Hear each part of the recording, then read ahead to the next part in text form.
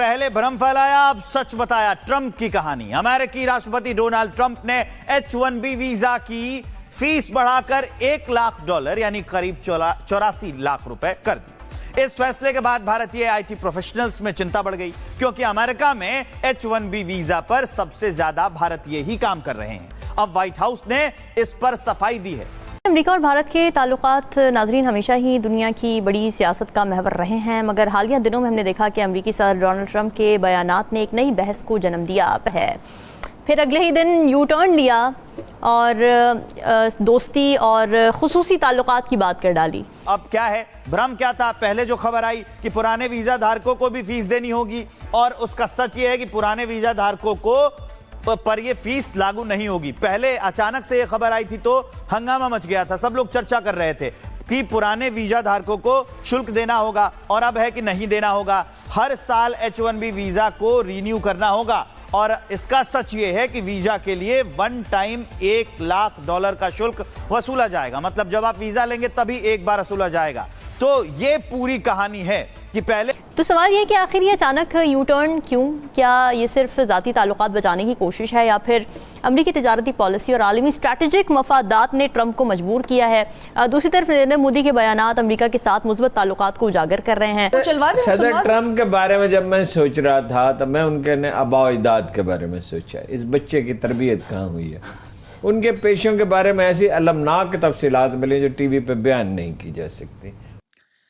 तमाम तर कोशिशों और जोर लगाने के बावजूद भी कंपनी मुकम्मल तौर पे नाकाम हो गई है। डोनाल्ड ट्रंप तरले मिन्नत करके मोदी के साथ सुलह कर रहा है। हैप्पी बर्थडे कहा है उसने परसों से। आपको पता होगा 17 तारीख मोदी की बर्थडे थी, और डोनाल्ड ट्रंप ने बड़े एहतमाम से उसे हैप्पी बर्थडे भी कहा है, और एक बहुत जबरदस्त मरबूत ट्रेड एग्रीमेंट की बुनियाद रखी है। आपके लिए यह भी हैरत का बायस होगी। मैं ये इसलिए बता रहा हूं कि लम्हा फिक्रिया है, चरागां पर जोर ना दें, जो सूरत हाल आने वाली है उस पर फोकस करें। यह बात अब तक कंफर्म हो चुकी है कि भारत अपनी टर्म्स एंड कंडीशंस पर यह ट्रेड एग्रीमेंट करने जा रहा है, जिसमें सरे फहरिस्त रशिया से तेल की खरीदारी है। अमेरिका इससे तो उसे बाज नहीं रख सका, दीगर काम क्या करेगा? और अमेरिका ने खुल के कहा है कि हमारी 25 साल की इन्वेस्टमेंट है इंडिया में, हम इंडिया को हाथ से निकलने नहीं देंगे। हम इतनी आसानी से अपने प्यारे दोस्त को चाइनीज कैंप में नहीं जाने देंगे। दूसरी शर्त जो इंडिया ने मनवाई वो उसके एग्रीकल्चर से मुताल्लिक है कि अमरीकी टैरिफ का इतलाक उसके ऊपर नहीं होगा, और वो अपने किसान को इस तरह प्रोटेक्ट करेगा।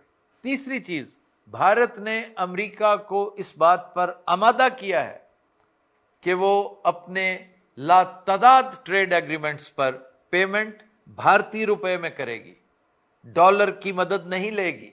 देखिए किस दिल से डोनाल्ड ट्रंप ने इसको एक्सेप्ट किया होगा। तो वो तो तैयारियां इस तरह की कर रहे हैं, वहां मामलात इस तरह के हैं, और आप लगे हैं चिरागां करवाने। नहीं था कि इससे सबसे ज्यादा प्रभावित भारत होने जा रहा है, फिर उन्होंने ऐसा क्यों किया है? डोनाल्ड ट्रंप को सब पता था और उन्हें जानबूझकर किया है। सबसे पहले मैं कुछ आंकड़े दे देता हूं। इस साल 2.5 लाख लोगों ने H-1B वीजा के लिए अप्लाई किया, सिर्फ इंडिया से। अभी जो आपने माइक्रोसॉफ्ट की चिट्ठी का वर्णन किया है ना, तो मैं देख रहा था कि 87,000 परिवार आए हुए हैं भारत, या तो शादियों की वजह से आए हुए हैं, त्योहारों के सीजन से वजह आए हुए हैं, छुट्टियों में आए हुए हैं। 87,000 परिवारों को 21 तारीख से पहले अमेरिका पहुंचना है, और इस आपदा में अवसर देखते हुए फ्लाइट्स ने अपने टिकट के प्राइसेस बढ़ा दिए। जितने इंटरनेशनल एयरलाइंस हैं उन्होंने टिकट के प्राइसेस बढ़ा दिए। यह एक तरह से पैनिक है जिसे क्रिएट करना डोनाल्ड ट्रंप का मकसद था। अब मैं और इंटरेस्टिंग एक फैक्ट्स बताता हूं आपको। भारत के कुल total all over India Bharat के कुल 8,71,000 परिवार ऐसे हैं जो कि H-1B वीजा से अमेरिका में, 8,71,000। अगर मिलियन में बात करें तो 0.9 मिलियन फैमिलीज जो हैं अमेरिका में। भारत में टोटल कितनी फैमिलीज है पता है? 320 मिलियन। 320 मिलियंस में सिर्फ 0.9 मिलियन ही अमेरिका में H-1B वीजा से। तो बहुत बड़ा आफत आ गया, आसमान टूट पड़ा, अब बेरोजगारी का संकट हो जाएगा, ये हो जाएगा, वो हो जाएगा, तो पहली बात तो पैनिक करना बंद कर दिए। मगर चीन और रूस के साथ ज़ाहिर एक बढ़ती कुर्बत भी हमें नज़र आ रही है, जो कि एक नई सिफारती बिसात बिछा रही है। तो ज़फ़र हिलाली साहब, आप क्या समझते हैं, क्या वजह है इस अचानक यू टर्न की? क्योंकि अभी हमने देखा कि काफ़ी टेंशन्स थी यूएसए और इंडिया के दरमियान ट्रेड को लेकर।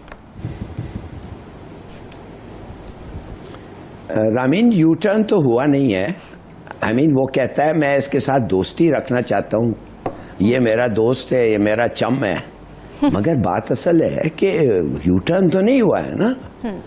इसने क्या कहा था ट्रंप ने कहा था कि इंडिया के टैक्सेस हमारे माल पे इतने हैवी हैं और इतने हाई हैं, इतने ऊंचे हैं कि रिडिकुलस है, और हम ऐसा नहीं ट्रेड रखेंगे हिंदुस्तान के साथ। हमारे पे अगर 100% लगाते, हम भी उन पे 100% लगाते। रशियन ऑयल का भी इशू था। एक तो वो था, एक वजह था।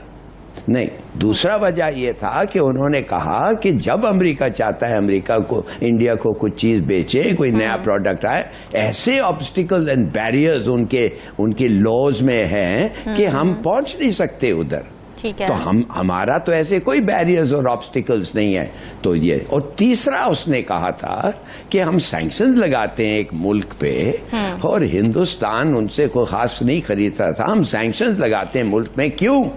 नमस्कार दोस्तों, जय हिंद। दोस्तों, पीएम मोदी ने कल एक बात कही थी कि हमारा दुश्मन कोई दूसरा देश नहीं है, हमारा दुश्मन हमारे दूसरे देश पर निर्भर होना है। जी हाँ दोस्तों, ये बात उन्होंने तब कही है जब दुनिया में हो रही कई ऐसी घटनाओं को देखने के बाद ये बात कही गई है और कई तरह के निर्णय लेने के बाद ये सोचा गया है। जी हाँ दोस्तों, उनका साफ तौर पर कहना है कि आने वाले समय में ये चुनौतियाँ और बढ़ेंगी अगर हमने अपने देश के ऊपर काम नहीं किया तो। जी हाँ दोस्तों, उनका साफ तौर पर यह संकेत था कि हमें अब भारत के अंदर ही ये सारी चीज़ों को जो दूसरे देश पर निर्भर है उसे कम करके घटाना होगा या तो जीरो करना होगा। ये करने के बाद ही हम अपनी ताकत पूरे विश्व में दिखा पाएंगे और ये करना हमारे लिए बहुत ज़रूरी है। दोस्तों, वीडियो पसंद आए तो वीडियो को लाइक करें, शेयर करें और चैनल को भी सब्सक्राइब करें। कि हम नहीं चाहते हैं कि रूस जाके यूक्रेन में लोगों को मारो और 4 लाख लोग तो उधर मर गए हैं, हम ये वॉर को खत्म करना चाहते हैं। मगर इंडिया क्या करता है, वो अपनी कीमत रूस कम कर देती है। मोदी साहब फट करके पहुंच के खूब खरीद रहे हैं उनसे, और वो पैसे जो हैं that is funding the war against Ukraine. तो मैंने उनको कहा कि खुदा के लिए तुम हमारे दोस्त हो, स्ट्रेटेजिक पार्टनर हो, कितने तुम ग्रुपिंग्स में हमारे साथ हो, ये जो क्या कहते हैं इंटेलिजेंस गैदरिंग, स्ट्रेटेजिक ग्रुपिंग में, तो मेहरबानी से ना करो। उसने जब वो देखा कि सस्ता तेल मिल रहा है तो उसने वही काम किया जो बनिया करता है, तो उसने जाके तेल खरीद लिया।